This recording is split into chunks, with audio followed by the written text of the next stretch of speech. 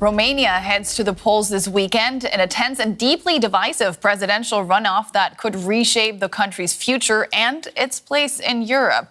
The race pits hard-right nationalist George Simion against pro-Western reformer and current Bucharest mayor Nicu-Shor Dan. It's being described not just as a political contest, but a choice between East and West. This is George Simion of the far-right AUR party. He got the most votes in the first round. That came after an earlier round was annulled by Romania's constitutional court over allegations of social media manipulation. Critics say he's pro-Russian and anti-Europe, but Simion has sent mixed messages, saying he wants Romania to stay in NATO and improve its position within the EU. George Simion is here in order for us to go back to constitutional order, to normality, to democracy, to the will of the Romanian people. His rival, Nicu-Shor Dan, a reformist running as an independent. He's pro-EU, pro-Ukraine, and has called for economic reform in Romania. We need to rebuild this country. We need to project hope. And we need a united Romania, so that its people will be able to face the challenges, both inside and outside the country.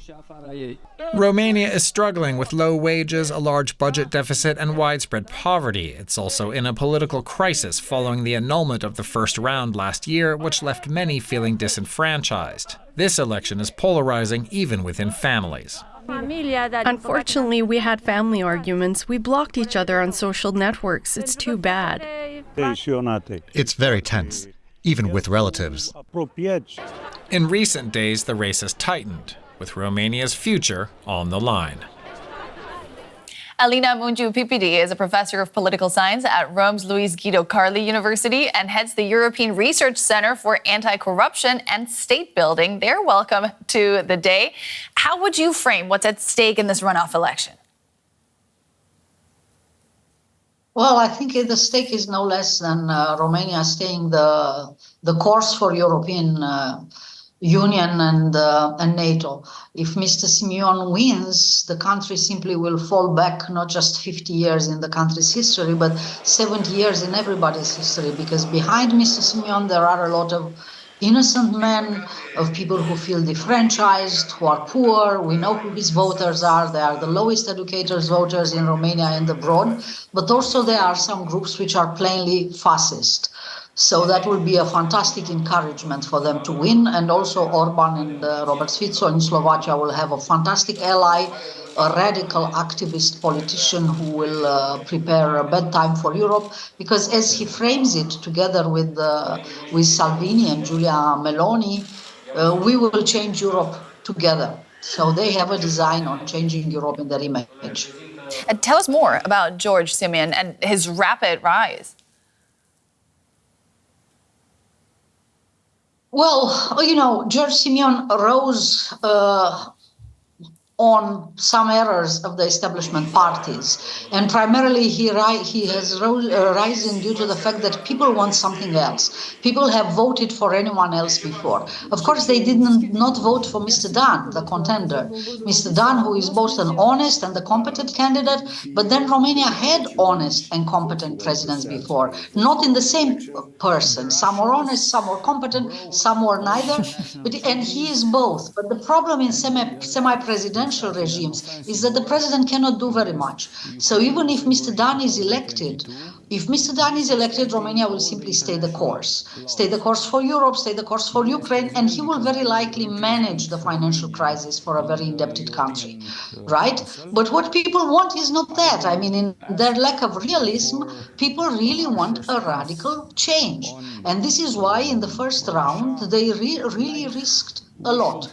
They simply want to shake the establishment entirely, to, take their revenge on the entire political class. Now, there's not much to take revenge on because Romanians really became rich by joining the European Union. The country's income doubled, everybody's income doubled, there is freedom to travel, but nevertheless, there is very high inequality. It's one of the countries, Romania's Gini is now, the inequality index is now on the top of Europe.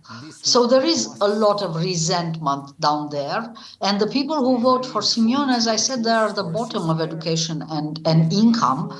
But I really think that people in the 2 weeks between the first round and the runoff became really scared because the Romanian currency went down, because the interest rate went up, and this is an indebted country. We borrow every month to pay pensions. All the interest rates for credits went up. So I think now it's coming together as a big mobilization of people who realize that if they don't have much to gain from these elections, they have a lot to lose. And I think that Mr. Dan building on this, may get his 51% in the second round. All right, but it wouldn't be people necessarily voting for him, but people voting against Simion then. It will be people voting for Europe, people voting for staying the course, people voting from fear of Russia. Okay, it's not that people who are behind Simion are in favor of Russia. Romania naturally has interests against Russia. We are like Poland. We're not like Hungary and Bulgaria. We cannot, in the same time, have Moldova it's either us or the Russians or the guests in the continental platform of the Black Sea. So we have a natural rivalry with Russia. But in the same time, there is a category of people who have really become very estranged from a war in Ukraine where they don't see it going anywhere.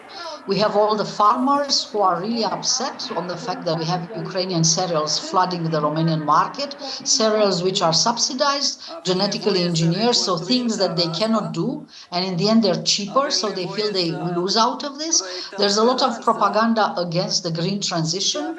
We're talking a rural Romania, a 19th century Romania, where people still heat their houses with wooden stoves. And what they heard is that Brussels is going to prohibit and move them from the 19th century directly somehow into solar energy that they cannot afford. So that is a lot of fear, and people who are really scared of a world where they do not understand and where they feel that the decisions are taken elsewhere.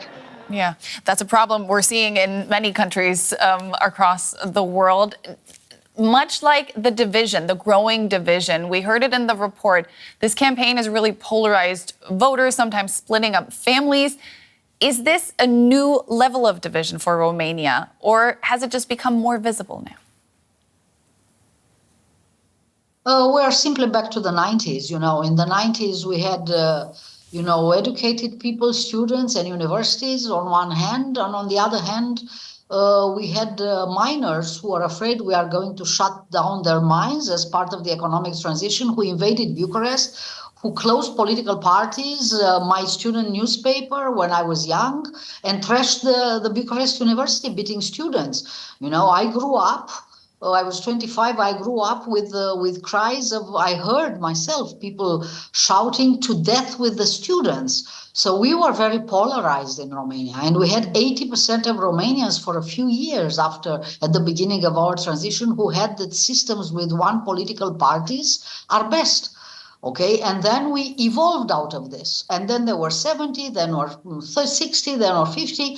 And now we were doing, I thought, fairly well, except that we were completely destabilized, I must say, that by the pandemics, because all this anti-vaccine movement helped by social media got together, by the Ukrainian war and by the green transition. These three things together brought the most vulnerable and the least educated. In fact, the most vulnerable who are the least educated, because they are vulnerable people and they are not so educated people who nevertheless have common sense. But there is, a common ground of people who have become extremely radicalized, like the miners in the 90s, who didn't come once to Bucharest. They came like 3-4 times trying to shut down democracy. We'll have to leave it there. Shut down their minds. Alina, we're running out of time. I'm so sorry. Thank you for your time. That was Alina Mungio-Pippidi from Rome's Louis Guido Carli University. Thanks so much.